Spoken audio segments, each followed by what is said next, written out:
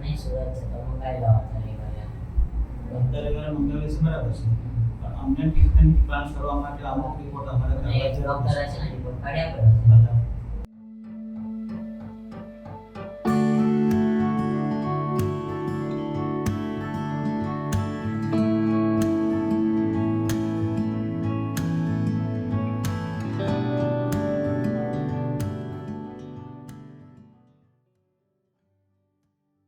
અમુક ઉંમર પછી તમને નાની મોટી તકલીફો મળી, તકલીફો દુખાવાને લીધેની હોય કે અન્ય હોય, એ સિકલ સેલ રિલેટેડ હોય કે સિકલ સેલ અનરિલેટેડ હોય, દાખલા કે ડાયાબિટીસ, તો ડાયાબિટીસ અને સિકલ સેલ ને કોઈ નાતો નથી.